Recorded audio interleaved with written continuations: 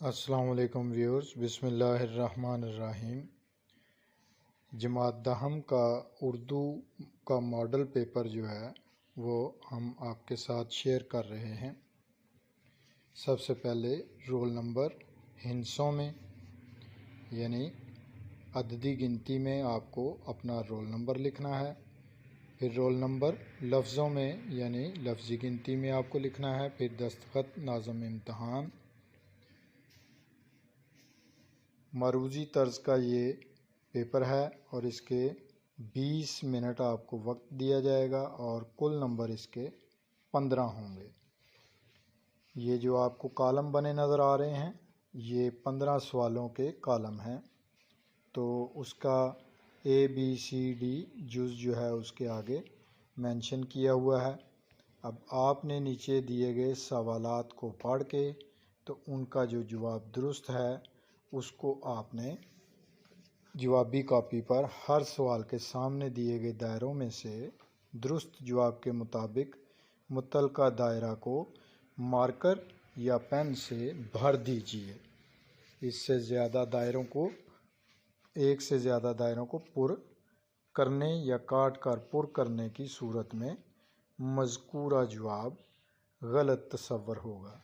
यानी आपको हदायत की जा रही हैं कि सोच समझकर एक ही जवाब को आप उसके दायरे को भरेंगे और इसमें गलती की गुंजाइश नहीं होगी। अगर आप दोबारा उसको काट के दूसरे किसी दायरे को भरने की कोशिश करेंगे तो वो सवाल के नंबर कट जाएंगे, वो आपको नहीं मिलेंगे।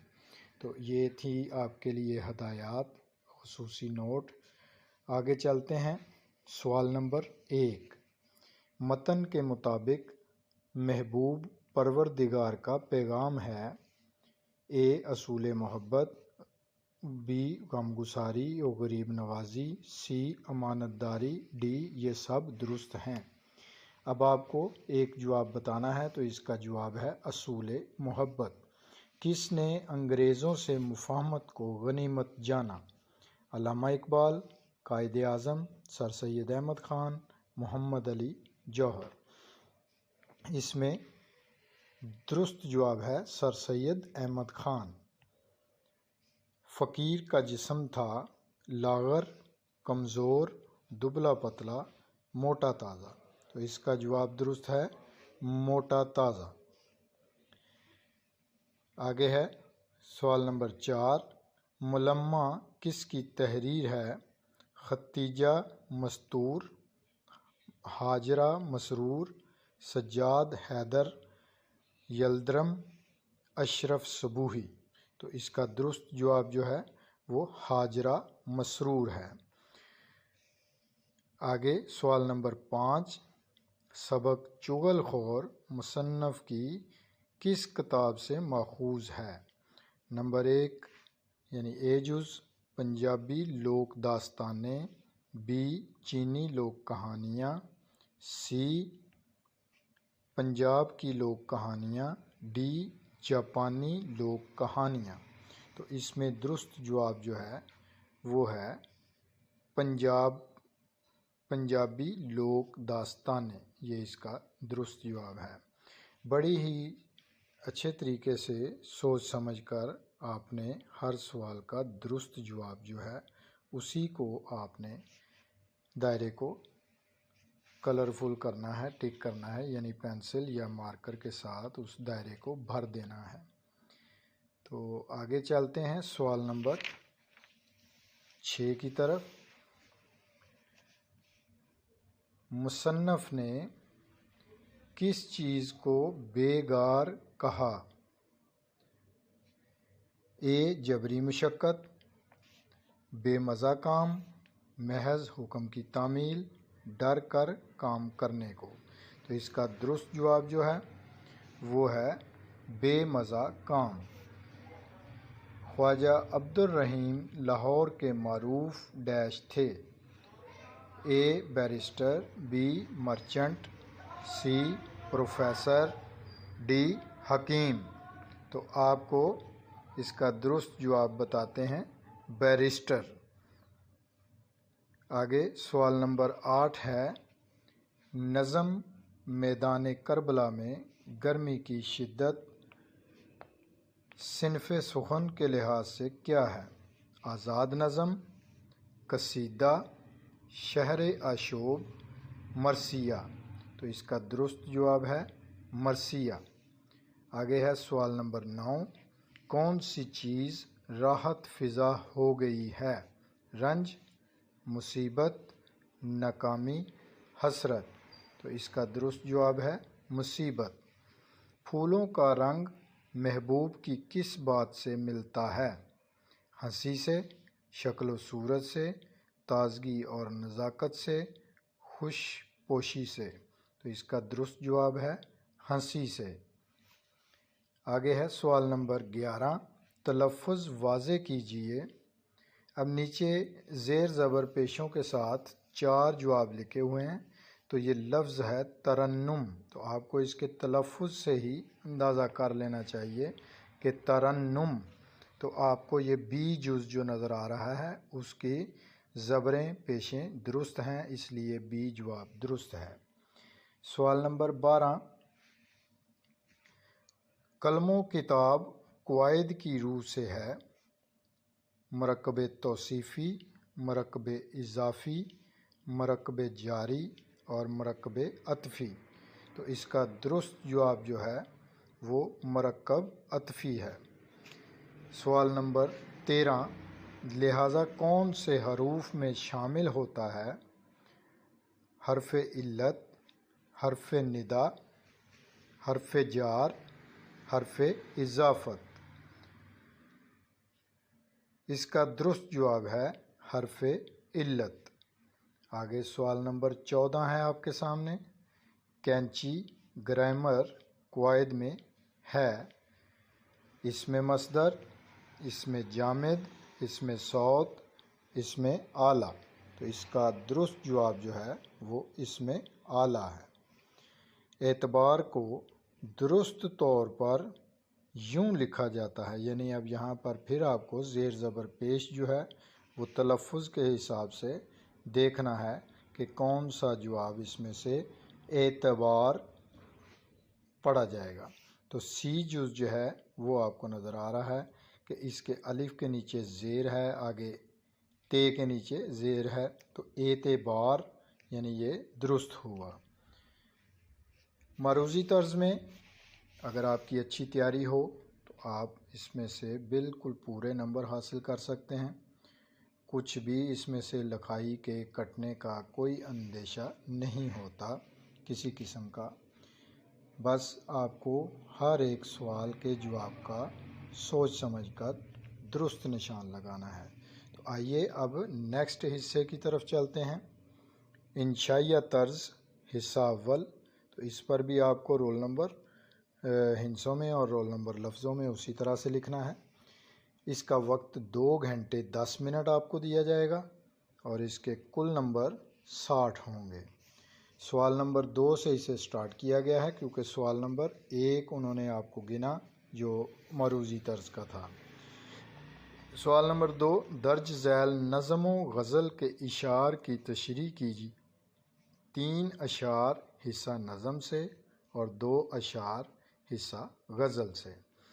अब यहाँ पर हिस्सा नज़म आपको दिया गया और उसमें 4 अशार आपको लिख कर दे दिए और इसमें से आपने 3 अशार जो हैं वो अपनी मर्ज़ी से उनकी जो है वो तशरीह वगैरह करनी है और एक को आप छोड़ सकते हैं क्योंकि 4 हैं, 3 करनी है तो एक छोड़ सकते हैं।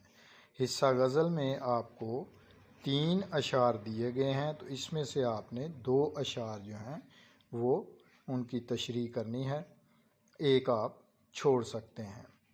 तो ये ज़ाहिर है पेपर के मुताबिक आपको मुख्तलिफ़ अशार दिए जा सकते हैं, तो लिहाजा ये 10 नंबर का होगा, यानी 3 अशार हिस्सा नज़म के और 2 अशार हिस्सा गज़ल के, कुल मिला के 5 अशार बन गए। तो फ़ी अशार आपको शेर, फ़ी शेर 10 नंबर टोटल हैं तो 2 नंबर एक शेर के हुए। तो लिहाजा आपको یہ کرنا ہے۔ آگے ہے سوال نمبر 3۔ تو سوال نمبر 3 میں حصہ دوم ہے یہ اس کا انشائیہ طرز کے پیپر کا۔ درج ذیل نثر پاروں کی تشریح کیجیے۔